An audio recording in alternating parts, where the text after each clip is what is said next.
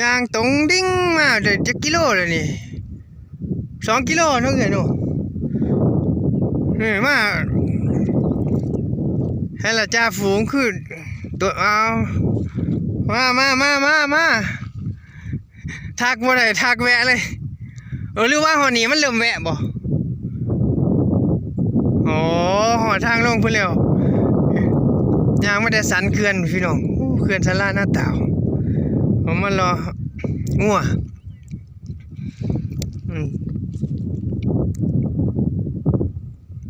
บรรยากาศไทยสีสันเนี่ยหุ่นฟังเพื่อนบ้านข้างหน้าก็เป็นบ้านมี5 บ้านติดกันนะครับฝั่งซ้ายก็เป็นสันติสุขไร่พัฒนานาตาวนะครับเลยสะพานก็เป็นโดนจำปาแล้วก็จำปะน่วงนะครับตัดไปพุ่นกับเขาคู่ชิดแจบ้านกลางบ้านแซ่บ้านหน้าสวรรค์เขาบ้านไผ่นะครับเส้นเรียบชายแดนผมมาเลาะ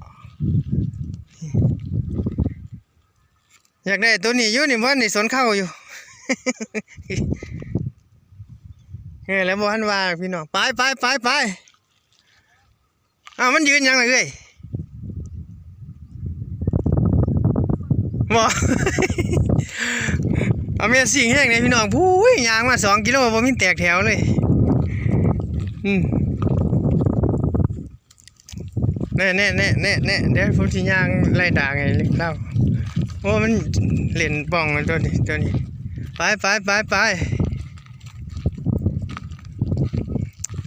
เฮ้ยไปแล้วพุ่นเลยแล้วถ่ายอยู่พุ่นมีตัวขายบ่มีตัวสิขายบ่โอ้ยน่ะมีตัวจะขายไม่ควายนี่ตัวไหนล่ะตัวผู้ใช่ไหมตาจะเอาเท่าไหร่นั่นแหละตาเอาเท่าไหร่เอากี่บาทเอา50,000โว้ตัวเดียวนั่นนะ2 หรือ 3มันไม่ใช่วัว3หรอกตัวเดียวบอกมีตัวอื่นอีกไหมจะขายไหนตัวไหนชี้มาดูโอ้ตัวนี้ตัวผู้คู่นี้2 ตัว 30,000บ่2 ตัว 50,000โอ้โอ้ยตัวละ7-8,000โอ้ยนี่ตัวนั้น3ตัวนี้2ราคายังห่างอยู่พอดีผ่านมากครับกำลังจะไปบ้านนาเจเลียไปเป็นงัวโอ้เจ้าเดียวบอกพ่อใหญ่นี่โอ้ยเศรษฐีเด้อนี่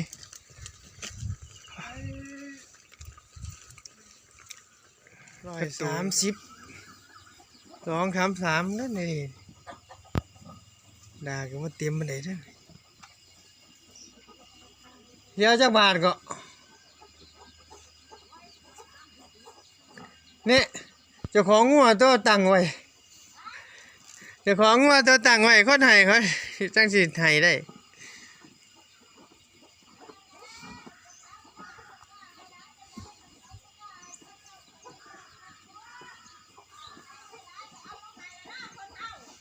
โอ้ย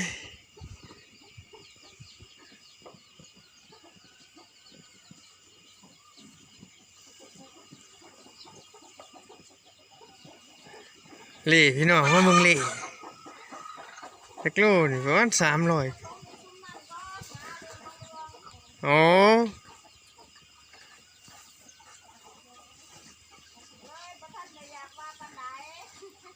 นั่นว่านาละห้องไว้บักสูงโอ้ยใหญ่ว่านาละห้องไว้บักสูงนึง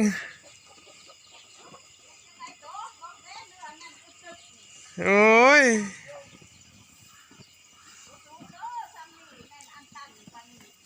จักบาทล่ะบ่แม่นดอก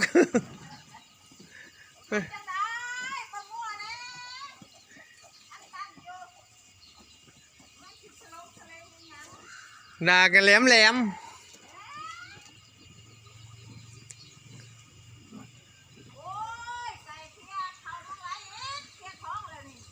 42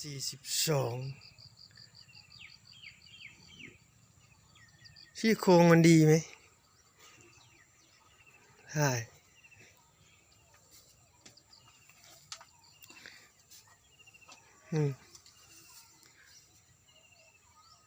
เดี๋ยวดูท้ายกัน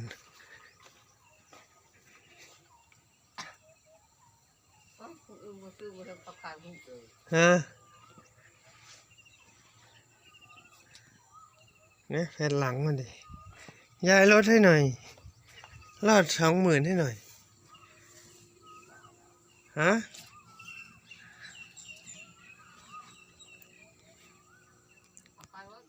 ภู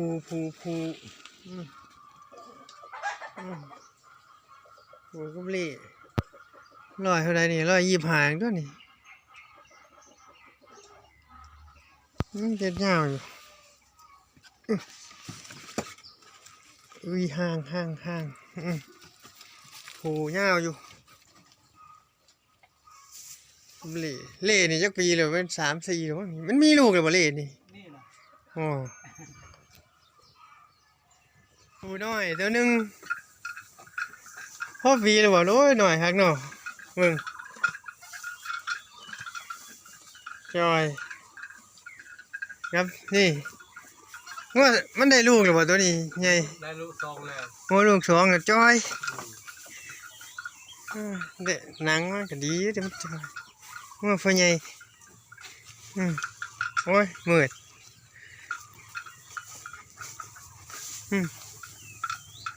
นี่ตัวแรก3ตัวผมอยู่ตามเลยครับใช่โอ้ยแดด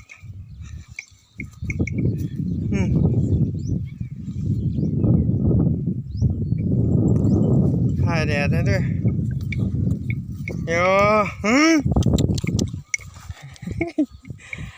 ว่าตาบังม่วง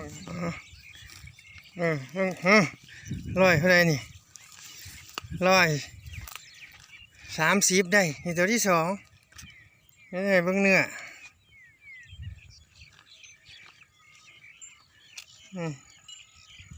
นี่ท่าย310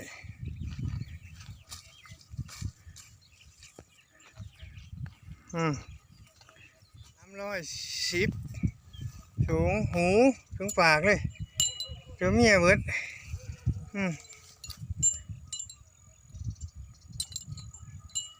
เนื้อจอย